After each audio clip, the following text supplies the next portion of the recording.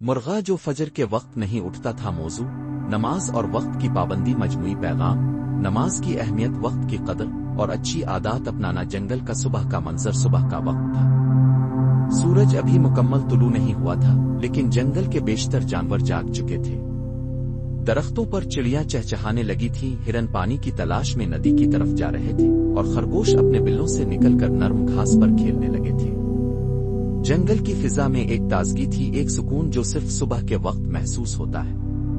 مگر ایک کونے میں واقع مرغیوں کے ڈیرے میں ایک مرغا خراٹے لے رہا تھا۔ اس کا نام تھا کیلو۔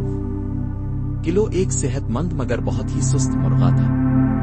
جب پوری دنیا جاگ رہی ہوتی تب وہ اپنی نرم سی چونچ اپنے پروں میں دبائے گہری نیند میں ہوتا۔ مرغا کلو کی کہانی، کلو کی نیند کا کوئی جواب نہیں تھا۔ ہر رات وہ دیر سے سوتا اور صبح دیر تک سوتا رہتا۔ باقی مرغے جب اذان دینے کے لیے تیار ہو رہے ہوتے تب کلو ایک آنکھ بھی نہ کھولتا۔ کلو کی والدہ مرغی باجی ہمیشہ اسے جگانے کی کوشش کرتی، لیکن وہ ہمیشہ کہتا، امی جان تھوڑی دیر اور سونے دیں، کل فجر سے ضرور اٹھوں گا۔ مگر وہ کل کبھی نہیں آیا۔ فجر کی اذان کا منظر، جنگل کی مسجد جو ایک پرانے برگد کے درخت کے نیچے بنی تھی، فجر کے وقت خوب روشن ہو جاتی تھی۔ مولوی بابا جو ایک عقلمند الو تھے، سب کو پیار سے نماز کی دعوت دیتے۔ فضا میں اذان کی آواز گونجتی، اللہ اکبر اللہ اکبر۔ تمام جانور خاموشی سے نماز کے لیے جمع ہو جاتے۔ مگر کلو، وہ تب بھی خراٹے لے رہا ہوتا۔ کلو کی نیند۔ ایک دن خرگوش، ہاتھی اور بکری مسجد سے واپس آ رہے تھے کہ انہوں نے کلو کو سوتے دیکھا۔ ہاتھی بولا، کاش کلو بھی ہمارے ساتھ ہوتا، نماز کے بعد جو سکون ملتا ہے وہ الفاظ میں بیان نہیں کیا جا سکتا۔ بکری نے کہا، ہمیں کلو سے بات کرنی چاہیے، شاید وہ کچھ سنے۔ باب 5 مرغی باجی کی نصیحت۔ اگلی صبح مرغی باجی نے کلو کو جگایا اور کہا، بیٹا تمہاری عمر اب وہ نہیں رہی کہ تم سارا دن سوئے رہو، نماز وقت پر پڑھنی چاہیے، یہ ہمارے رب کا حکم ہے۔ کلو نے کچھ نہ کہا۔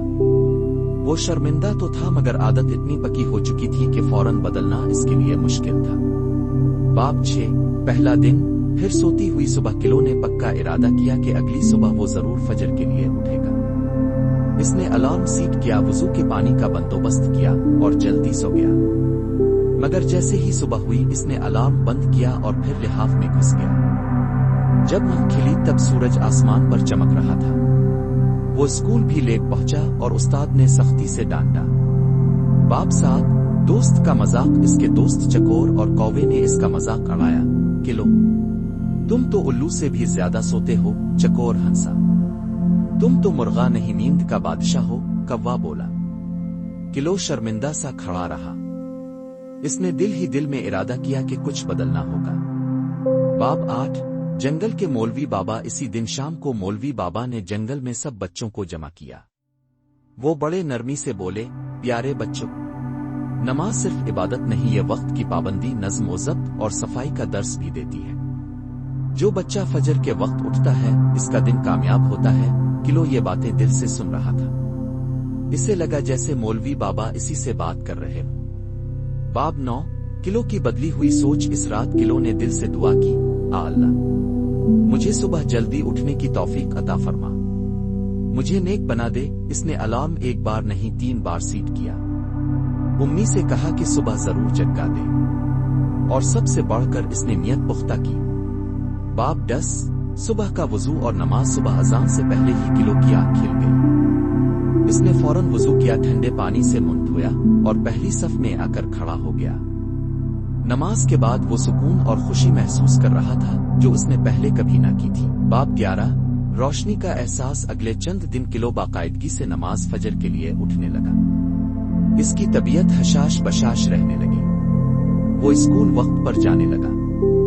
استاد نے اس کی تعریف کی۔ دوست حیران رہ گئے۔ کیا یہ وہی کلو ہے؟ چکور نے پوچھا۔ جی ہاں، یہ وہی کلو ہے جو اب نمازی بن چکا ہے، ہنستے ہوئے کلو نے جواب دیا۔ باب 12 زندگی میں ترتیب۔ کلو نے اپنی زندگی میں نظم پیدا کر لیا تھا۔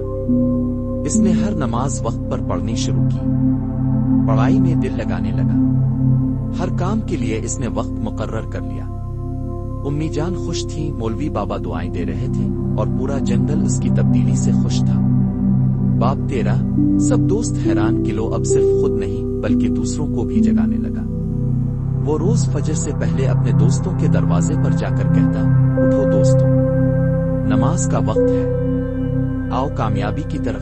बहुत से जानवर अब उसके साथ मस्जिद आने लगे। जंगल में एक मुस्बत फिजा कायम हो चुकी थी।